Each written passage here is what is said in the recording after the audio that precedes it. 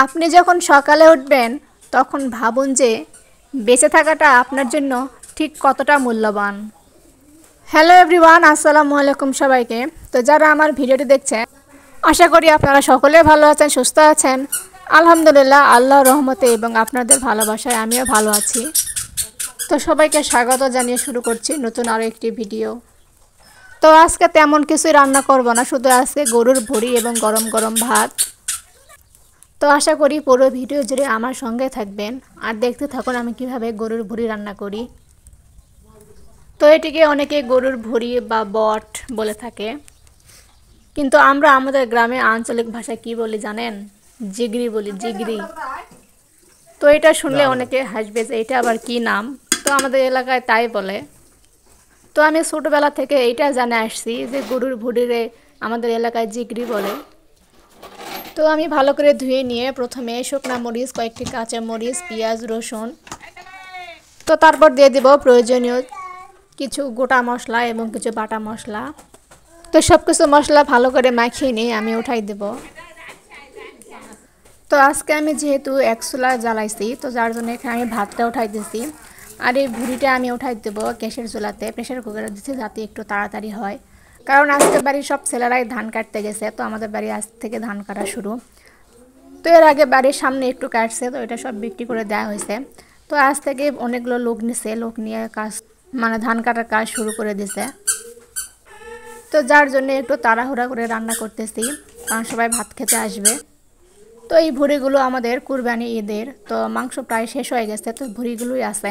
তো ভাবলাম আজকে যেহেতু সবাই কাজ কাম করতেছে, একটু ভালো মন্দ রান্না করতে হবে, তো যার জন্য আজকে ভুঁড়ি রান্না করা।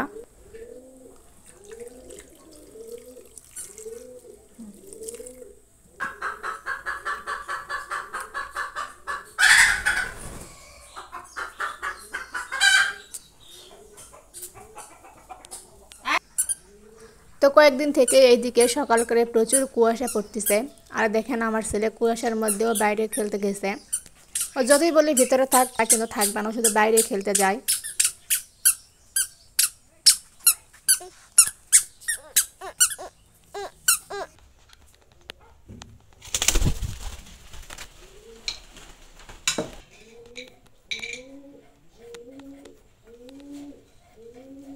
তো যেহেতু গরুর ভুঁড়ি অল্প একটু, তো রান্না করলে একবার খাই শেষ হয়ে যাবে। তো দুপুরে আবার রান্না করতে হবে।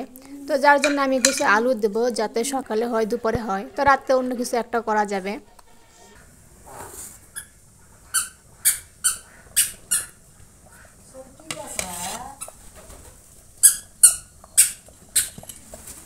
তো এদিকে আমার ভাতটা প্রায় হয়ে গেছে, এখন ভাতটা নামাই নিয়ে আমি তরকারিটা বসাই দিব। তো এদিকে আমার ছেলে আমি আলু কাটা রাখছি, আর সব খোসাগুলো নিয়ে যায় ফেলাই দিচ্ছে একটা একটা করে। তো একেবারে লক্ষ্মী ছেলে আমার, মাঝে মধ্যে একটু দুষ্টামি করে যায় আর কি। তো এইদিকে আমি আলুগুলো সব কেটে ধুয়ে রেখে দিছি। তো এখন আলুগুলো একটু ভেজে নিব, ভেজে রান্না করলে তরকারি একটু স্বাদ হয় খেতে।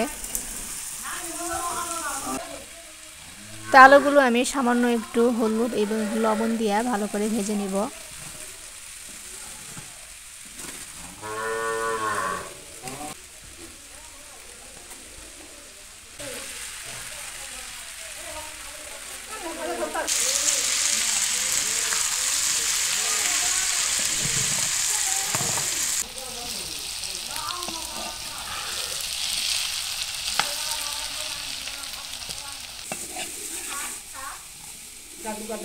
তো এদিকে আমার আলুগুলো ভাজা শেষ, আর এদিকে তরকারিটা হয়ে গেছে। তো এখন এগুলো আমি তেলানি দিয়ে নিয়ে নিব।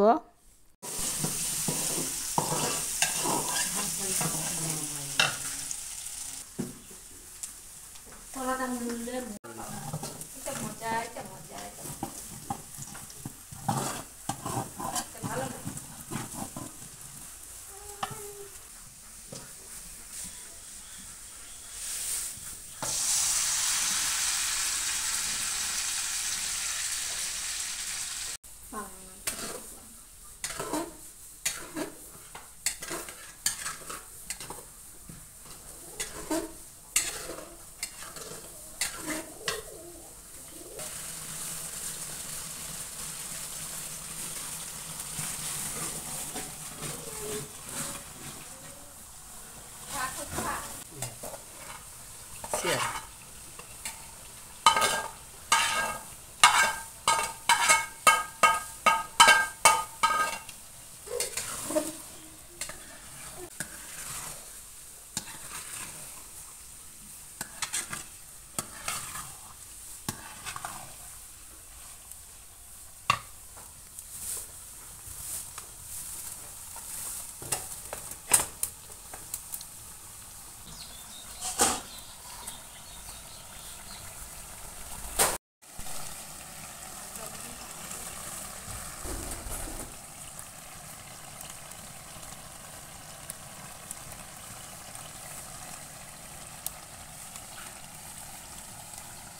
তো আমার এই ভিডিওটির কোথাও কোনো অংশ যদি আপনাদের একটু পরিমাণ হলেও ভালো লেগে থাকে তো অবশ্যই আমার চ্যানেলটি সাবস্ক্রাইব করবেন, আমার পাশেই থাকবেন।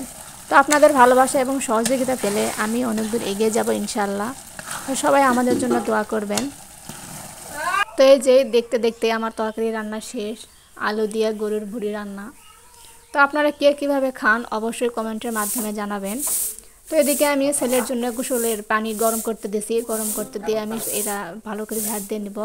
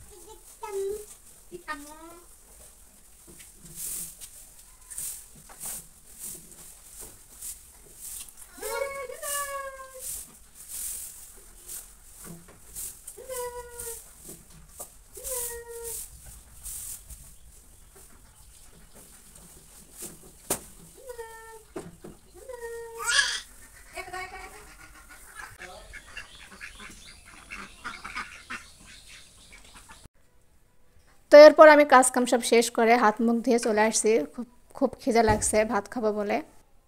তো ভিডিওটি আজ এই পর্যন্ত। তো ভিডিওটি কেমন লাগলো অবশ্যই কমেন্টের মাধ্যমে জানাবেন। যদি ভালো লাগে অবশ্যই একটা লাইক দেবেন। তো আপনাদের একটা লাইক আমার পরবর্তী ভিডিও বানানোর অনুপ্রেরণা দেবে। তো আপনারা সকলেই ভালো থাকবেন, সুস্থ থাকবেন, নিরাপদে থাকবেন। আল্লাহ হাফেজ।